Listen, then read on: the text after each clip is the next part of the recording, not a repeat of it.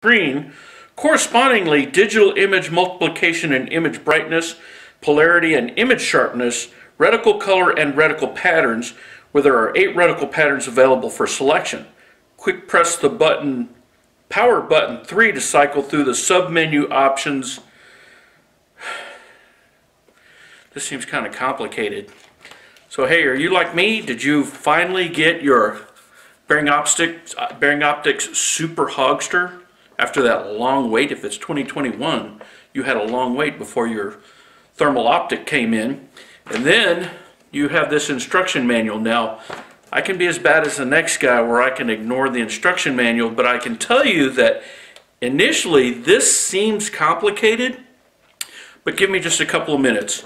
I'm going to walk you through some of the simple steps on how to set up and use your thermal optic, your Super Hogster, and once you understand some of these basic features, you're going to come back and read the instruction manual, and it's going to make a lot more sense. Before I jump into this, I want to give a shout out to Outdoor Legacy Gear. If you're doing your research for digital night vision or thermal or nighttime hunting on YouTube, you're going to see Hans East Texas, Outdoor Legacy Gear, Jason at Outdoor Legacy Gear. None of this stuff is cheap. You definitely want to be talking to people who know what they're talking about, use the gear. Give Jason a call. Step 1 is to install the batteries. So right here, and I don't think you can read it, but it says open. Just rotate the little knob. Battery cover pops off. There are pictures in there to show you which way to put the batteries in. These are CR123 batteries. Mine did ship with a pair of them. Then snap the cover back on. Make sure it's secure. Step 1 is done. Next thing you're going to want to do is learn how to turn it on and off. And that wasn't quite as obvious as you think it would be. So for this demonstration, in the manual, I think the lens cap is listed as part number 1, the focus is part number 2, and the buttons are number 3, number 4, and number 5. So for my explanation, I'm going to do it this way. I'm going to say button number 1, 2, 3, or I might reference these as top, middle, and bottom. And the reason I might say top and bottom is because when you're looking through the scope, there are menu options at the top and at the bottom, so I might reference the top or the bottom. But the top button is the one closest to the objective lens. The bottom button is the one closest to you. So to turn the unit on, simply press button number 1 or the top button. You're going to hold it for about 3 seconds. When the screen comes on, you've started it up. Now it's going to go through a little boot sequence where it'll probably do a nuke. It'll bring up your screen options, your reticle, things like that. It takes a few seconds for all that to come up. Once everything is up, you can open your lens cap and look at something like your dog. Now we're going to go to turn it off. In order to turn it off, press the top button or the power button or the number 1 button, and you're going to hold it down for, again, about 2 or 3 seconds. And then a little icon's going to pop up. It looks like a power button. It has a check mark on top and an X on the bottom. You can cycle between the check mark and the X by hitting the top button. So it'll go X, check mark, or the bottom button, X and check mark. But put it on the check mark, it'll be highlighted in blue, and hit the center button, and the unit powers off.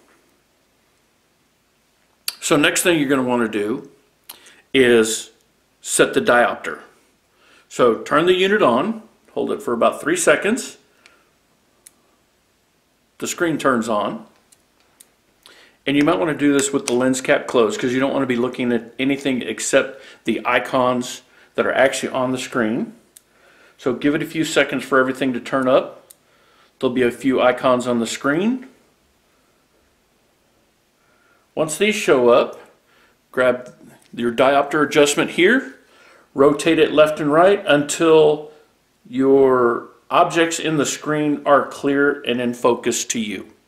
Now, this might get it's pretty tight. It doesn't move on its own. If somebody else uses your scope, they might change it. So if you notice that the icons on the screen are not in focus, come back and grab this and take a look. Now for image focus. So pick something 10, 20, 30 feet away, whatever. Your dog, your kids, all make good objects to look at. I like to look at the fire alarms, because they definitely give off some heat. So easy adjustment, look through the scope, look at your object, and then focus the image using this ring to get your image in focus. Next thing you want to do is set the time and date. So with the unit turned on, press and hold the center button or the number 2 button for a few seconds, and a menu will pop up on the left hand side. Scroll down. In this case, the time and date is on the second page, so there's a list of about 8 or 9 things. If you actually scroll up one, there's a next page icon. Click on the middle cut button to move over to the next page.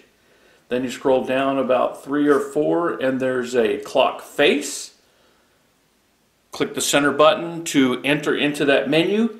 And then using your up and down buttons and your menu button to progress across, set the time and date.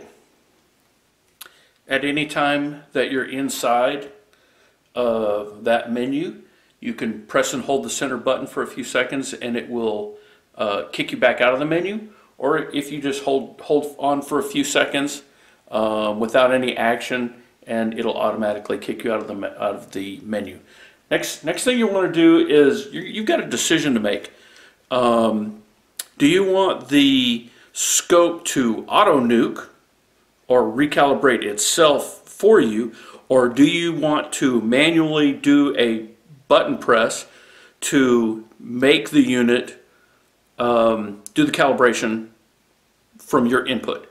So two thoughts on that. One, there's been plenty of times where I've had a scope set on auto nuke, and if you're in the middle of action, if you're taking a shot and you're doing follow-up shots and the action is going on, and all of a sudden when it goes into auto nuke, the screen freezes for a second or two. That's something that I really didn't like, but it might not bother you. So what I do is I set my scopes to manual, or it might be considered semi-automatic, but it requires manual input, so it does not automatically nuke or recalibrate itself. You actually have to do something. I set this Super Hogster the same way. You manually have to press a couple of buttons to cause the unit to recalibrate. Now, in order to go into that setting, press and hold the center button. You click down 3 times, and there's a little A, looks like inside of a shutter. And then if you just press the center button, middle button, number 2 button 1 time, it'll click it on, or click that center button and it'll click it off. I have my auto nuke set to off, but I can tell you this, I haven't had enough time in the field with the scope yet, but it seems like it does need to be calibrated quite often. So as the screen image degrades, you're going to have to go in and remember to calibrate the unit, but you can do it on your own terms. Otherwise, your screen, your image quality is going to get bad. If that's too much for you to think about or worry about, you can go ahead and set it on auto calibrate. So the next thing I'm going to mention is zoom. Now this Super Hogster has a base magnification technically of 2.9. So for the purpose of explanation and simplifying the math in my head, I'm just going to say it's a 3-power scope. So when I'm saying it's at 1x magnification, that's base magnification 3, it's at 3 power. If we go to 2x, that's 6, 3x is 9, and 4x is 12 power. Okay, so real quick, to adjust the zoom on the fly, all you have to do while looking through the scope, if you hit the top button, the number 1 button, which is also the power button, 1 time while you're in regular mode, nothing going on, you're out there hunting, you hit that button and your scope automatically jumps to 2x or 6 power. If you hit that again, and if you're using picture-in-a-picture, picture-in-a-picture is double what your main screen is. Your main screen goes to 6 power and your pip is double that. You hit that button again and it jumps to 4 power. So it goes from 1x to 2x to 4x. It doubles each time you hit that button. Okay? So, and then hit it one more time and it goes back to 1x and your pip is back to 6x. Okay, there's another way to adjust the zoom, and it's a little more options to it, in that you can actually do a 1x, 2x, 3x, and 4x. So, and this is where we get into a lot of the other simple menu options that the instructions make complicated, and it's not complicated. So if you do a quick press on the center button, number 2 button, there'll be a number of icons that show up across the top of the screen and a number of icons that show up across the bottom of the screen. Across the top of the screen, it says 1x, 2x, 3x, and 4x. So when those icons are showing, if you press on the number 1 button or the top button, it will cycle from 1x to 2x to 3x to 4x and then back to 1x. So real quick, that's a little more detailed, not much, but a little more detailed control in the zoom. So center button brings up a menu, 2x, 3x, 4x, and then back to 1x. If you look at the bottom of the screen, in this case it'll have brightness, screen brightness. So hit the center button, and if you click on the bottom button or the number 3 button, it will cycle between the 4 different levels of brightness. For me, right now, running around the house, it seems like brightness level 2 is appropriate. I usually like to keep my brightness low so it doesn't ruin my night vision, but so far, brightness level 2 makes sense. So what I'll try and do is I'll try and insert some pictures of what the screen looks like and what the menu options look like. So there's more menu options available by doing that same sequence. So if you click the button, zoom and brightness will be there. Click the center button again, number 2 again, and it goes to your color palettes. So click the button once, goes to its zoom and brightness. Click the button a second time, and across the top there'll be your color palettes, and you can cycle from white hot, black hot. There's a red hot, and then a really bright rainbow looking color, and then cycle back. And then on the bottom there'll be contrast. So there's 4 different levels of contrast. I've been setting on mine on the second option, but you can go in and adjust your contrast to 4 different levels. Then a third press of the button, so very quickly 1, 2, 3 of your center button, 1, 2, 3, that's going to bring up across the top your reticle colors, and across the bottom your reticle types. So 1, 2, 3, and pressing the top button or the power button, you can cycle through the reticle colors that you might want to use. And I like green. And then press on the bottom button or button number 3, and it'll cycle through the reticle types. Based on what we read earlier, there's 8 reticle types. So that's basically how you get through the menus very quickly. Center button, quick press, adjust the options that are at the top of the screen with your top button, adjust the options at the bottom of the screen with your bottom button, cycle through the different menus available, press it once for zoom and brightness, press it twice for color palettes and contrast, press it a third time for reticle color and reticle types. And then you press it again and it goes back to the first screen, power and brightness. And then just not doing anything for a few seconds will turn all those menus off. Okay, so at this point you can turn on your scope. You understand the basic settings. You can run around your house, look at your pets, look at your family members, run outside, hopefully when it's dark out, look for animals, people, whatever you happen to have that make good thermal targets, and you've got a pretty good understanding of your scope, and you can turn it back off. So you turn it on, mess with the reticles, mess with the colors. So I want to make sure and hit on, if you decide to do the nuke function yourself and not allow it to auto-calibrate, and I believe you can calibrate it yourself anyway. But in order to calibrate the scope, so what will happen over time is the image quality will get grainy. It won't look as good, and I'll try and capture some video of the picture quality going down and then hitting the nuke and watching how that picture quality comes right back to beautiful. But in order to do that automatic or that manual function, you hit the second button and the bottom button. So button number 2, button number 3, you hit those real quick together, and that does a calibration of your scope. The other thing that you're going to want to know how to do is turn off the screen. So power saving mode. Let's say you're out there hunting, you're waiting for something to happen, you're burning through battery while nothing's going on. So you hit the number 1 and number 2 button, the top 2 buttons. You hit that, your screen turns off, and now you're saving battery.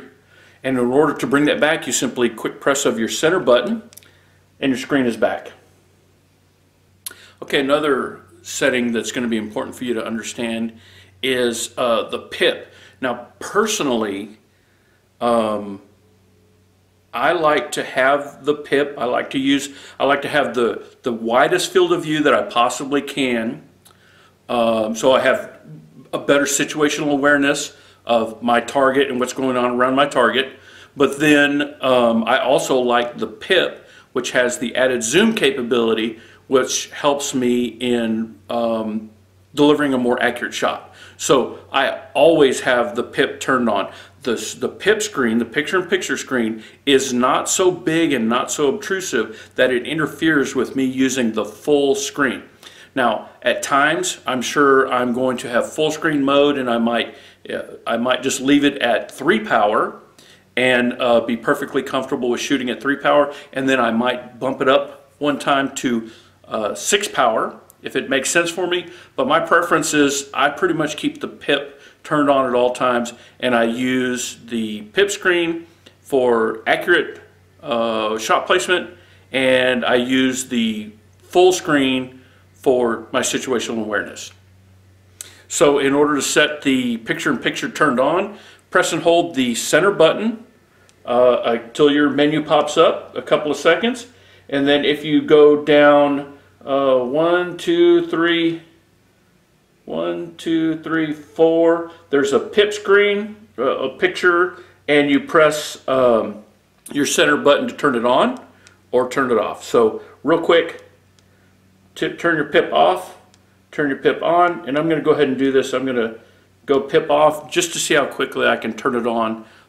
Let's say I'm out there hunting and I want to turn the pip on in the middle of action. So press and hold the button, menu comes up, cycle down to my pip screen, turn it on, press and hold the center button till the menu goes away, and I'm now in regular zoom, 1x zoom, and I have a pip that's at 6 power, 2x zoom. Okay, at this point we're about ready to go hunting. Got some basic understanding of how the scope works. You can go back and look at your manual and see more of the details and some of the more exciting things that you can do with your scope. But basically you're going to put the scope on a gun and you're going to go hunt, you're going to go kill something. Please make sure that you're recording when you do that, so you can show me your video. So when you put the scope onto your gun, my scope came with a very simple QD mount, and I believe there's a couple of different models of QDs that's available. Open the QD, and then you set this over the Picatinny on your gun, adjust it appropriately for your eye relief, and then flip the lever and lock it in place. Now it is adjustable, so if you push down here on the QD, you can actually get the nut to come out, and you can make an adjustment to this nut. Don't make this too tight. This should not be cranking down with two hands to make it lock into your Picatinny rail. It should be relatively easy. One thumb, lock it into place. The scope should not be moving, and that's how you know you got it right. I'm going to show you that process. Very simple. One thing is you want to set yourself up on the gun, take the scope, and make a determination of what does your eye relief need to look like. So mount the weapon as you normally would. Move the scope into position where you make sure the scope's turned on. Move the scope into position where you can see full screen exactly what you're looking for. You may or may not want to do this with the eye cup on. I can tell you that I have a pulsar thermion and I never hunt with the rubber eye cup on, and I have several night vision scopes that I always hunt with the rubber eye cups on. I don't know why that is. It's just I do what feels right, so you do the same thing. Do what feels right for you. But for setting this up, you might want to pull the eye cup off so you get that full image. Once you figure out where it needs to sit, go ahead and set your scope in place. Flip the lever. Make sure it doesn't take too many fingers to tighten it down. Scope is on there tight, and you're ready to go hunting. Actually, you're ready to go sight it in, and then you're ready to go hunting. So I purchased my Super Hogster as a thermal spotter. I don't have any intention to mount it on a gun and get it sighted in. I'm not hunting or shooting with the scope. I have a Pulsar Thermion XP50 that's mounted on my gun. The Super Hogster is small enough, light enough, and very easy to use, and makes a great spotter. So that's what I'll be using it for, or a buddy scope if I have someone that goes wants to go thermal hunting, go out hunting with me at night, use a thermal scope. We can mount this on a gun and get it sighted in and use it that way. But I'm not going to be sighting it in.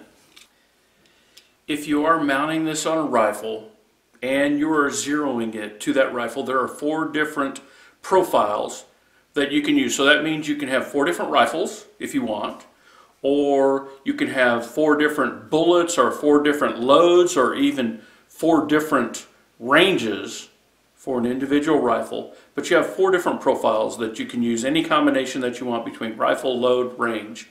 What you do is you want to read the manual, which will now make a little bit more sense. But read the manual, hold and press the center button, bring up the main menu. You'll go down to the second page option, flip over to the second page. You'll go down to the second, which looks like your crosshairs. You'll select that, and then from there, that'll give you the option you'll take a few shots, and then you will adjust the reticle or the crosshair to the point of impact, and then save that setting. And then once that's done, take a few more shots, make sure that your reticle point of aim is hitting your point of impact. You might have to do that a couple of times to get it just right. But once you've done that, you're ready to go hunting. All right, so how do you record and how do you take pictures? All right, button number 3, the closest button to you, or the bottom button, is your record/shutter button for taking a picture. Don't take pictures. Nobody wants to see a picture. We want to see video. So here's the scenario. You're out hunting. You're looking through your scope. Go to button number 3. Hold the button down for about 2 seconds, and the video starts recording. You'll notice in the upper right-hand corner there'll be a video timer to let you know how long your video is going. Apparently, and again, don't even bother with this, you can do a quick click, and that will take a picture of the immediate scene. Maybe that's helpful, maybe that's not. We just want to see your video, by the way. Then when you're done, when your animals are dead and laying all over the ground and you're done shooting video, go back to button number 3, or the bottom button. Press and hold that button for 2 or 3 seconds. The video timer stops and your video is saved and on the scope. You plug the scope into your computer. it works as a external storage device. You pull your video off and then share your video on YouTube, I hope. Yeah, I think that's it. One very important thing is you don't want to turn the scope off before stopping the recording. So if you turn the scope off, if you're in the middle of recording and you turn the scope off, you will corrupt that file and damage it, and you will not have the recording. So don't ever do that. Make sure your recording has stopped before you turn your scope off. Okay, those CR123 batteries that go in here, they're not too terribly expensive, but they definitely don't give them away. And you might find yourself wanting to use an external power supply, which is a great idea, a rechargeable external power supply. They're not very expensive, they're easy to mount on the gun, and the scope will use that. If you pop off the little rubber or loosen the little rubber flap right here, there's actually a USB-C connector where you can plug in your external power supply and power the scope and not burn through so many of those CR123 batteries. One thing that I did purchase, I purchased a USB cable that has a magnetic connector. So my USB-C little tiny piece will pop into there. There'll be a magnetic connector that connects to it, which will connect to my battery, which will be mounted on the gun somewhere. And if something happens to hit it, the magnet will just come loose, and much less chance of me breaking something off inside the scope or damaging the scope itself. So consider that if you're going to use an external power supply. It's a great option to keep you from worrying about damaging anything. The scope does do internal video recording. It does not record audio.